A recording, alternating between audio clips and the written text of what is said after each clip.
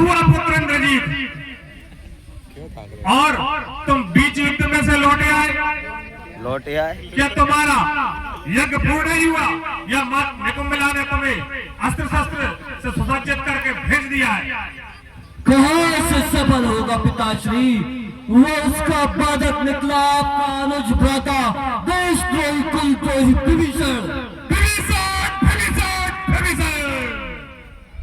पहले उस विभीषण देशद्रोही राजद्रोही कुलद्रोही का वध क्यों नहीं किया? पिताश्री, मैंने उसी के लिए ये मास्टर का अनुसंधान करके रखा था, परंतु लक्ष्मण ने उसको बीच में ही तेजहीन कर दिया। लक्ष्मण ने या देवताओं ने उसे बताया ही होगा, इसलिए उसने तेजहीन कर दिया? नहीं पिताश्री, उसको किसी भी अस्त्र का तो बताने की आवश्यकता नहीं है। वह तो सभी अस्त्रों का ज्ञाता है, वह तो देवताओं का भी देवता है। हे मेघनाथ, तुम एक गाय जैसी बात क्यों कर रहे हो? क्या तुम हार गए हो, या उस लक्ष्मण ने कोई सम्मोहन अस्त्र चला दिया है तो तुम ऐसी बात कर रहे हो?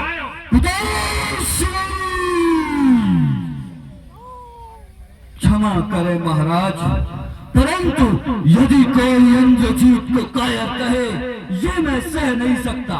और जहाँ तक मेरा प्रश्न है, तो मेरे सामने स्वयं परमात्मा विधाता और नारायण भी क्यों न आ जाए, पर इंद्रजीत कर में कभी पीठ नहीं दिखलाएगा।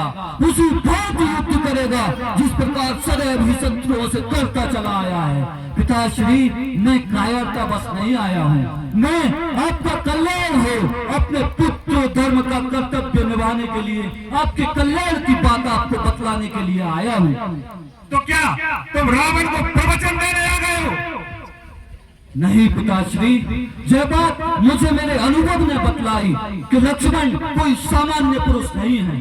पिताश्री, जब मैं मां निकुंभला का हवन कर रहा था, तो हवन का विध्वंस होने के बाद मैंने युद्ध में लक्ष्मण पर सृष्टि की उन तीनों अमोघ शक्तियों का प्रयोग किया जो अमोघ हैं, जिनसे बढ़कर इस सृष्टि में कोई दूसरी शक्ति नहीं है। पिताश्री,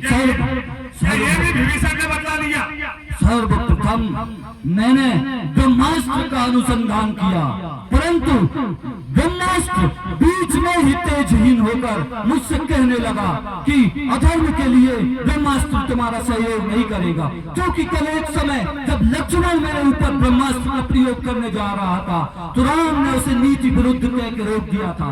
आज ब्रह्मास्त्र ने मुझसे भी वही बात कही। इसके उपरांत मैंने पशुपतास्त्र का अनुसंधान किया, परंतु वह लक्ष्मण के सामने जाके विलोप हो गया।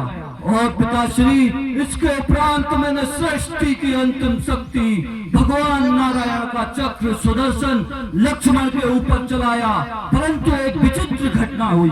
वह सुदर्शन चक्र लक्ष्मण की प्रदक्षिणा करके लोप हो गया। इससे यह बात सिद्ध होती है कि उन्हें रण में नहीं जीता जा सकता। मैं उन्हें रण में जो 14 बरस से जंगलों में एड़ियां पकड़ रहे हैं, उनका नाश करने के लिए बड़े वेग से जाऊंगा पिताश्री, परंतु यदि मैं रण में मारा जाऊं पिताश्री, तो आपके इस दसों दिशाओं में जैनात करते साम्राज्य को बचा लेना।